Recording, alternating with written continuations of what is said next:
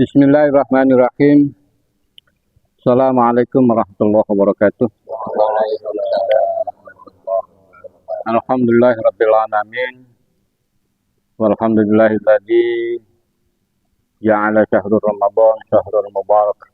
Asyhadu an la ilaha illallah wa asyhadu anna Muhammadan 'abduhu wa rasuluh. Allahumma shalli wa sallim ala sayyidina Muhammadin wa ala alihi wa ashabihi ajma'in. Amma ba'd. Alhamdulillah. Gimana semua sehat? Sehat ya. Mudah-mudahan sehat badan, sehat hati. Ya, yang penting itu. Karena Rasulullah pernah mengajarkan pada sahabat Abdullah bin Mas'ud radhiyallahu an, "Allahumma inna nas'aluka sihhatan fi iman." Jadi sehat badan, sehat hati dalam keadaan beriman. Mudah-mudahan keimanan dan keislaman kita menjaminkan semua amaliyah Ramadan kita diperkenani oleh Allah dan dicatat di sisinya sebagai amal yang soleh. Salawat dan salam semoga senantiasa tercurahkan pada junjungan kita Nabi Muhammad Sallallahu Alaihi Wasallam. Baik, malam hari ini kita mencari mutiara-mutiara hikmah di bulan Ramadan. Ramadan di antara hikmah yang diberikan oleh Allah kepada kita adalah di mana di bulan Ramadan kita harus banyak berkhalwat. Jadi bulan Ramadan itu syahrul khalwat. Artinya bulan di mana kita diberikan kekuasaan untuk berkhalwat. Khalwat dari bahasa Arab. Berkhalwat itu menyendiri, artinya memisahkan dari hiruk pikuk keduniaan. Dan ulama juga mengatakan bahwa Ramadan itu syahrut tajarrud. Tajarrud dari kata jaroda. Artinya menanggalkan nafsu syahwat keduniaan. Dan Allah ingin kita selalu menyapa Allah. Dan Allah akan selalu menyapa kita dengan iktikad kita. Di mana kita tidak akan bisa selalu menyapa Allah atau disapa oleh Allah kalau kita masih diliputi oleh gejolak nafsu syahwat. Oleh karena itu Ramadan itu dijadikan oleh Allah Subhanahu wa taala agar kita banyak berkhalwat atau menyendiri. Maksudnya menyendiri itu bukan menyendiri sendiri, tetapi menyendiri melepaskan dari hiruk pikuk keduniaan, terus kita selalu berdialog dengan Allah, berhubungan dengan Allah. Sehingga itulah yang dilakukan oleh Rasulullah dengan sholat malamnya. Artinya sholat malam Rasulullah itu memang tidak kurang, tidak lebih dari 8 rakaat. Namun di malam-malam Ramadan itu selalu ditingkatkan. Ditingkatkan karena apa? Rasulullah ingin meningkatkan derajat dirinya secara lahiriah dan batiniah kepada Allah. Dengan ikhtiari memotivasi dirinya untuk meningkatkan ibadah dari sisi kualitas dan kuantitas. Ya, maka Rasulullah sholatnya panjang, nggak kayak kita. Nah, tapi kita diberikan pilihan banyak. Selain sholat malam, ya kita setelah itu kita baca Quran. Yang penting bagaimana menghidupkan malam Ramadan itu dengan kegiatan-kegiatan ibadah. Nah, maka inilah yang disebut dengan berkhalwat kepada Allah, ya menyendirikan diri kita secara lahiriah dan nafsiyah, itu hanya untuk berdialog dengan Allah Subhanahu wa taala. Jadi sangat erat hubungannya Ramadan itu dengan kita berkhalwat kepada Allah. Itu saya kira ada yang perlu ditanyakan atau lebih dijelaskan apa? Silakan. Ya. Cintanya ini.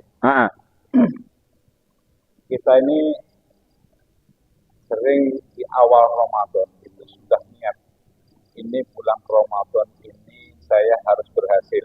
Ya. Karena tidak menjamin Ramadan yang akan datang kita akan ketemu lagi. Mau fokus bulan Ramadan ini untuk ibadah. Di awal-awal Ramadan it's okay, masih semangat, full, bisa fokus gitu. Tapi menjelang paruh kedua, biasanya kita konsentrasi sudah mulai buyar dengan pikiran-pikiran menjelang Lebaran. Ya, macam-macam. Beliin baju baru, belum kita harus menyiapkan THR buat langganan, belum lagi persiapan pulang kampung, sehingga kesibukan kita memikirkan hal-hal itu mengacaukan suasana yang kita sudah dari awal niat pengen sholat Ramadan ini untuk fokus kepada Allah. Nah, ini mohon tips-tipsnya untuk mengantisipasi hal itu Pak Yai sebelum masuk paruh kedua di bulan Ramadan. Terima kasih. Ya. Pertanyaannya bagus dan cukup berat buat saya. Baik, tapi insya Allah saya coba. Jadi gini, kalau berangkat dari pemahaman berhalwat, artinya berhalwat itu identik dengan tajarrud. Tajarrud itu kan menanggalkan gejolak nafsu. Lah kenapa kita kurang bersemangat atau kurang menyemangati diri selama bulan Ramadan ini? Karena memang bulan Ramadan itu adalah bulan kesabaran. Sabar dari awal sampai akhir itu yang nggak mudah, gitu kan.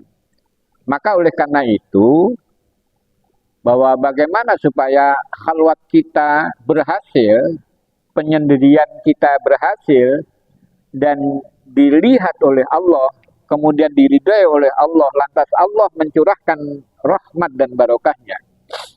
Rasulullah itu pernah bersabda begini, itu hadis ini diriwayatkan oleh Abi Salmah bin Abdurrahman an Aisyah radhiyallahu anha. An Nabi sallallahu alaihi wasallam qala abshiru wasaddidu wa qaribu. Nah, kata Allah, gembirakan hatimu, semangati dirimu, lakukan yang mendekatkan dirimu kepada Allah, maksudnya kepada kesempurnaan ibadah. Nah, Ibnu Hajar Al-Asqalani dalam syarah hadis Bukhari itu, karena hadis ini ada di Sahih Bukhari, beliau mengatakan begini, absyiru itu adalah gembirakan hati, yakini bahwa Allah itu janjinya benar, akan memberikan pahala yang berlipat-lipat. Ketika seseorang ditawari sebuah pekerjaan, Pak, terus dengan janji honor yang lebih dari biasanya, kira-kira orang itu semangat apa kendor? Semangat. Nah, berkaitan berkhalwat ini, kenapa kurang semangat? Karena keyakinan kita yang belum menguat. Tapi kalau benar-benar kita yakin, pasti kita semangat. Nah, maka pertama, yakini dulu bahwa setiap amal kebaikan itu pasti akan diganjar oleh Allah. Apalagi di bulan Ramadan, berkelipatan yang lebih banyak daripada hari-hari biasa. Apalagi yang namanya Lailatul Qadar. Sebentuk kebaikan di situ, ya alfi syahrin. Alfi syahrin itu 1000 bulan. Kalau dibagi 12 itu perkiraan antara ya seumur kita, umur umat Nabi Muhammad itu antara 60 sampai 70 lah ya. Nah, berarti kalau kita dapat di Lailatul Qadar, maka kita sama dengan beramal 2 kali kehidupan kita. Gitu. Nah, ini yakin nggak kita? Kalau kita yakin bahwa ini benar dan memang kebutuhan-kebutuhan kelipatan pahala itu yang kita cari, pasti kita akan semangat. Nah, maka pertama yakini dulu bahwa Allah itu berjanji akan memberikan pahala yang berlipat ganda. Yang kedua, saddidu. Saddidu itu semangati diri. Semangati diri, kata Ibnu Hajar Al-Asqalani itu begini, wal amalu bisidqi. Setiap amal itu harus adanya pengakuan dan kejujuran. Akhirnya mengakui bahwa ini adalah harkat dan martabat kita di mata Allah, dan Allah akan memuliakan kita. Karena kita ini sangat menginginkan kemuliaan, sangat berharap kemuliaan itu. Nah, oleh karena itu setiap amal itu harus ada kejujuran. Nah, karena Ammar bin Yasir sendiri mengatakan, wakafa bil yakini ginan. Cukuplah bagi kalian, setiap keyakinan itu akan memberikan motivasi kepada kita bahwa amal yang adanya keyakinan itulah yang akan dihargai oleh Allah Subhanahu wa taala. Itu. Karena tanpa keyakinan semua amal kita enggak.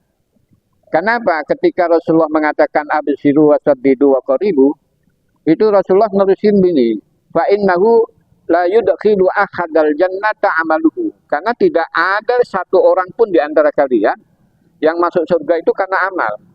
Artinya bukan amalnya yang kadang-kadang kita terlalu pede, tapi amal yang diridhai oleh Allah, amal yang kurang sempurna tapi dirahmati oleh Allah.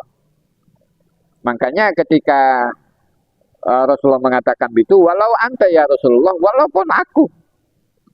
Lantas dengan apa kita masuk surga? Illa ayyataghammadaniyallahu bimaghfiratin wa rahmatin. Jadi orang pendosa pun bisa masuk surga atas ampunan Allah. Orang yang beramal bisa masuk surga selama amalnya diridhai oleh Allah. Nah, kan kita nggak tahu amal kita diridhai atau tidak. Makanya kita harus berkhalwat, ya Allah tolong terima, gitu loh. Itu artinya khalwat itu. Nah, kembali menyemangati diri, setiap amal itu harus adanya pengakuan dan kejujuran kepada Allah. Wa tawassuti fil ibadah. Ibadah itu nggak usah ngoyo-ngoyo, yang sederhana aja, yang sedang, dan kita mampu konsisten. Kadang-kadang wah, pokoknya saya mau paling depan, mau pulang belakangan, atau datang duluan, nah itu akhirnya kendor. Nah itu karena keyakinan kita sudah mulai tertutupi oleh nafsu. Nafsu kepingin pakaian baru, nafsu kepingin ragam penganan gitu kan, ya nafsu ini dan lain sebagainya. Dan itulah nafsu syahwat ke dunia. Itu watawassuti fil ibadah wala yuqassiru fima umira bihi. Jangan kau kurangi apa-apa yang memang diperintahkan oleh Allah. Misalnya puasa, udah konsisten puasa, jangan dikurang-kurangin. Baik nilainya, ya jumlahnya, harinya, dan semuanya itu. Dan semangatnya juga harus begitu terus.